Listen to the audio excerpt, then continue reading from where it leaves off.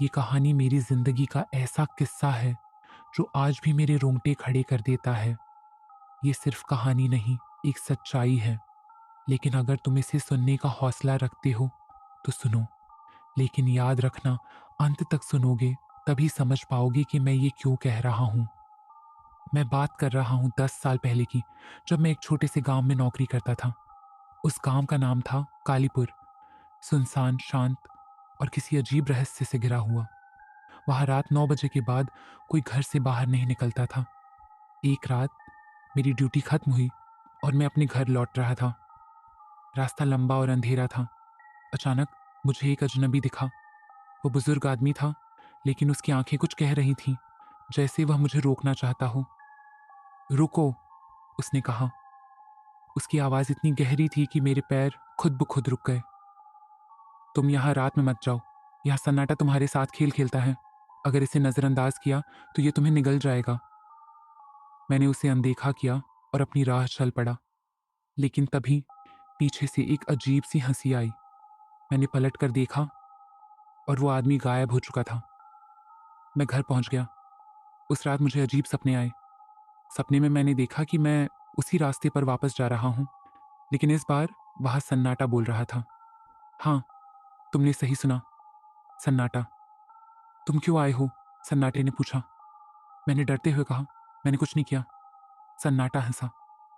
यहां जो आता है वह कभी नहीं लौटता। मैं चीखते हुए जागा, लेकिन जागने पर पाया कि मैं अपने बिस्तर पर नहीं था। मैं उसी रास्ते पर खड़ा था जहां वह अजनबी मुझे मिला था, और मेरे पैरों के पास खून की बूंदें थीं। अगले दिन मैं गांव के बुजुर्गों से मिला। मैंने उनसे उस अजनबी और उस रास्ते के बारे में पूछा। पहले तो उन्होंने चुप्पी साध ली। फिर एक बुजुर्ग बोले, वह रास्ता श्रापित है। वर्षों पहले वहां एक बड़ा हादसा हुआ था। 50 लोगों की मौत हो गई थी। वे सब एक गांव के मेला देखने जा रहे थे, लेकिन उन्हें क्या पता था कि वे वापस नहीं लौटेंगे, क्योंकि वह सन्नाटा उन्हें बुला रहा था। जिसने भी उस आवाज को सुना, उसने अपने जीवन से हाथ धो दिया। और तुम्हें भी उस सन्नाटे ने चुन लिया है। अब तुम्हारा पीछा कभी नहीं छोड़ेगा। ये सुनकर मेरी आत्मा कांप उठी। क्या सच में वह अजनबी, वह सन्नाटा, वह सब कुछ मेरे लिए एक संकेत था? रात को मैंने घर में रहकर यह तय किया कि मैं उस रास्ते पर वापस जाऊंगा। इस बार मैं सच्चाई जानना चाहता था। आधी रात को मैं उस रास्ते पर पहुंचा। चारों ओर खामोशी थी। हवा भी थम चुकी थी।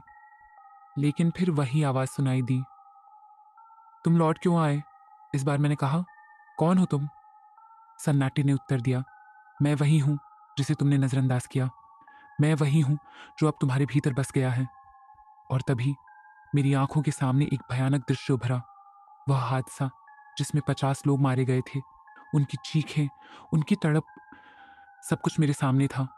वह सन्नाटा उनका संदेशवाहक था। उसने मुझे बताया कि वे लोग कभी चैन नहीं पाए, क्योंकि उन्हें कभी न्याय नहीं मिला। मैंने गांव के लोगों से इस बारे में बात की। हमने मिलकर उन मरे हुए लोगों की आत्माओं के लिए प्रार्थना की। लेकिन मेरी कहानी यहीं खत्म नहीं होती। उस दिन के बाद से मैं जहां भी गया, वह सन्नाटा मेरा पीछा करता रहा। मैं कहीं भी जाऊं, वह आवाज मुझे सुनाई देती है। और आज जब मैं तुम्हें ये कहानी सुना रहा हूं, मैं महसूस कर सकता हूं कि वह सन्नाटा यहां है। तुम सुन रहे हो ना? इस कमरे में अचानक सन्नाटा क्यों छा गया है? अगर तुम्हें भी कुछ सुनाई दे तो समझ लो, अब वह तुम्हारे साथ है। अब मेरी कहानी खत्म हुई, लेकिन तुम्हारे लिए यह कहानी अभी शुरू हुई है। और हाँ, अगर रात को तुम्हें सन्नाटे की आवाज सुनाई दे तो मेरी बात याद रखना, उसे नजरअंदाज मत करना। कहानी अच्छी लगी हो ना तो चैनल को सब्सक्राइब और वीडियो को लाइक कर देना। फिर मिलते हैं नई कहानी के साथ।